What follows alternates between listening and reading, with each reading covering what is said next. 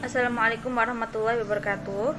Perkenalkan, nama saya Farah Diban Nur Khalifatunisa dengan NIM 12204193151. Pada kesempatan kali ini kakak akan mengajak adik-adik untuk belajar tentang sifat-sifat fungsi kuadrat. Sebelum itu, fungsi kuadrat dinyatakan dalam bentuk Y sama dengan AX kuadrat plus BX plus C. Secara umum, grafik fungsi kuadrat berbentuk parabola seperti gambar di samping ini. Namun, bentuk grafik parabola tersebut memiliki sifat-sifat yang ditentukan oleh elemen pada persamaannya. Elemen-elemen tersebut yaitu huruf A, B, C, dan nilai diskriminan yang disimbolkan dengan huruf D besar. Yang pertama yaitu berdasarkan nilai A. Nilai A merupakan koefisien pangkat tertinggi atau pangkat kuadrat atau yang biasanya bersamaan dengan X kuadrat. Nilai A menentukan ke arah manakah grafik parabola fungsi tersebut akan terbuka. Nah, jika A lebih dari 0, maka grafik fungsi kuadrat tersebut akan terbuka ke atas. Sedangkan jika A kurang dari 0, maka grafik fungsi kuadrat tersebut akan kebuka ke bawah. Bisa dilihat seperti contoh. Nah, di sini dapat dilihat jika A lebih dari 0, maka grafiknya akan terbuka ke atas. Sedangkan jika A kurang dari 0, maka grafiknya akan terbuka ke bawah. Yang kedua yaitu berdasarkan B. Nilai B merupakan koefisien X yang menentukan titik puncak dari grafik fungsi kuadrat. Posisi puncak ini disebut juga sumbu simetri karena membagi grafik fungsi kuadrat menjadi dua. Jika B sama dengan 0, maka titik puncaknya akan berada di tengah-tengah sumbu Y. Sedangkan jika A dan B bertanda sama, maka titik puncak berada di sebelah kanan sumbu Y. Dan jika A dan B berlawanan tanda, positif negatif, tidak sama, maka titik puncak akan berada di sebelah kiri sumbu Y. Bisa dilihat di contoh. Nah, di grafik tersebut bisa dilihat jika B sama dengan 0, maka titik puncaknya akan berada di tengah-tengah sumbu Y.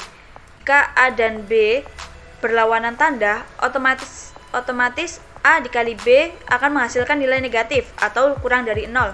Maka titik puncaknya akan berada di sebelah kiri sumbu Y. Dan jika memiliki tanda yang sama, otomatis A kali B akan bernilai positif dan lebih dari 0. Maka titik puncak grafik fungsi kuadrat akan berada di sebelah kanan sumbu Y. Yang ketiga yaitu berdasarkan C. Nilai C adalah konstanta dalam fungsi kuadrat. Nilai C menentukan titik potong grafik fungsi kuadrat pada sumbu Y. Nah, jika C sama dengan 0, maka grafik memotong sumbu Y di titik pusat, di titik 0,0. Jika C lebih dari 0, maka grafik memotong di sumbu Y positif. Sedangkan jika C kurang dari 0, maka grafik memotong di sumbu Y negatif. Bisa dilihat di contoh grafik berikut. Jika C sama dengan 0, maka grafik akan memotong di titik pusat atau 0,0.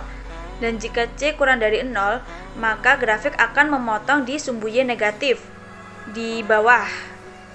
Dan jika C lebih dari 0, maka grafik akan memotong di sumbu Y positif. Yang terakhir yaitu berdasarkan nilai D. Nilai D ini adalah nilai diskriminan yang bisa dicari dengan rumus D sama dengan B kuadrat min 4AC.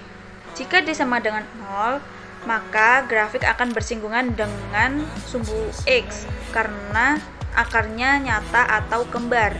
Jika D lebih dari 0, maka grafik akan memotong sumbu X pada dua titik karena akarnya dua bilangan nyata. Jika D kurang dari 0, maka grafik tidak bersinggungan atau berpotongan dengan sumbu X karena akarnya tidak nyata atau imajiner. Bisa dilihat di contoh grafik. D sama dengan 0, maka grafiknya akan bersinggungan dengan sumbu X. Jika D kurang dari 0, maka grafiknya tidak akan bersinggungan dengan sumbu X.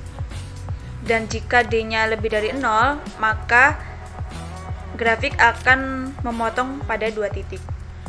Nah, itu tadi sifat-sifat fungsi kuadrat yang bisa kalian pelajari pada kesempatan kali ini. Jika ada yang kurang dipahami bisa bertanya kepada kakak. Sampai jumpa di pertemuan selanjutnya. Sekian, wassalamualaikum warahmatullahi wabarakatuh.